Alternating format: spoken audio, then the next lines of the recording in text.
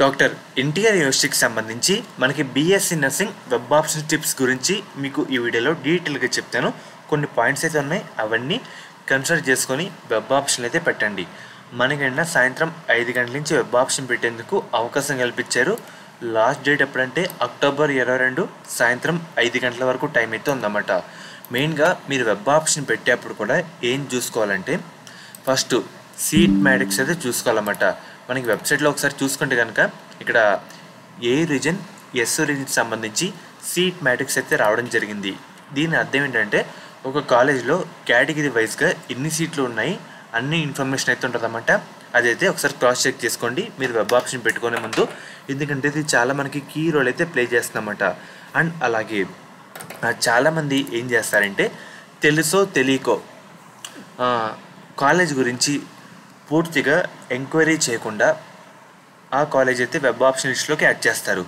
మెయిన్గా మీరు web option పెట్టే ప్రతి కాలేజ్ కూడా ఆ కాలేజ్ ఎలా ఉంది, రివ్యూస్ అన్నీ మంచిగా ఉన్నాయా లేవా, లేదంటే ఆ కాలేజ్ సంబంధించి సీనియర్ వాళ్ళు కూడా మొత్తం కనుక్కొని మీరు వెబ్ ఆప్షన్ పెట్టడానికి అయితే ట్రై చేయండి అన్నమాట.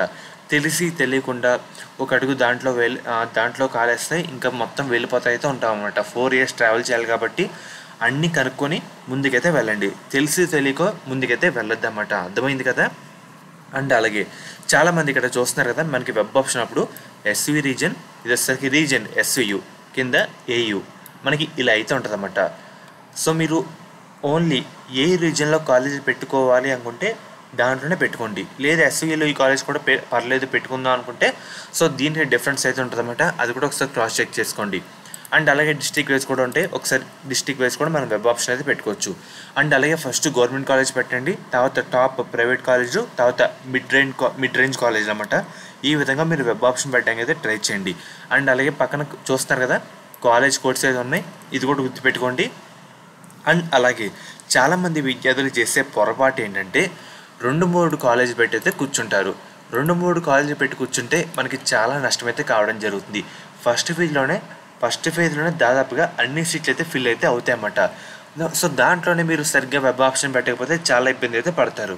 అండ్ అలాగే చాలామంది ఏం తప్పు చేస్తారంటే నేను ఒక ప్రిఫరెన్స్ అయితే యాడ్ చేస్తాం కదా ఇలాగా, సో ఈ ప్రిఫరెన్స్ ఆర్డర్ బట్టే మనకి సీట్ అయితే అలాట్ చేస్తారు. అంటే ఫస్ట్ కాలేజ్ చూస్తారు, మనకి ఎన్సీఈటీ ర్యాంక్ అండ్ అలాగే మన క్యాస్ట్ జెండర్ ఇవన్నీ మ్యాచ్ అవుతుంటే ఫస్ట్ కాలేజ్ అలాట్ చేస్తారు.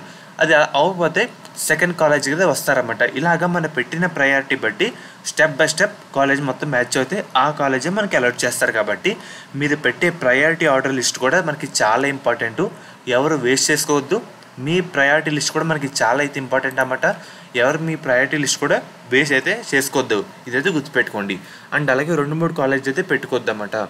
అండ్ మెయిన్గా లిమిట్ అంటూ లేదు, మనం ఎన్ని ఉంటే అన్నైనా పెట్టుకోవచ్చు, లేదు సర్టెన్ ఇన్ని ఆప్షన్ పెట్టాలి అంటూ లిమిట్ లేదు. కొంచెం ఎక్కువ అయితే పెట్టుకోండి అన్నమాట. ఆప్షన్ కూడా ఎక్కువ అయితే పెట్టండి అని ఏది పడితే పెట్టమని చెప్పట్లేదు. పెట్టే లిస్ట్లో కూడా పెట్టే ప్రయారిటీ ఆర్డర్లో కూడా మంచి కాలేజీలు అయి ఉండాలి. అండ్ అలాగే మనకి ఏంటంటే మొత్తం అన్ని అప్రూవల్ ఉండాలి, ఆ కాలేజ్ సంబంధించి అంత బాగుండాలి. అంటే ఫ్యాకల్టీ ఏంటి, ఏ విధంగా ఉన్నాయి, అన్నీ ఉన్నాయి లేవా అన్నీ రివ్యూస్ చెక్ చేసుకుని అయితే ఉండాలి. అలా అయితే పెట్టుకుంటే సరిపోతుందన్నమాట.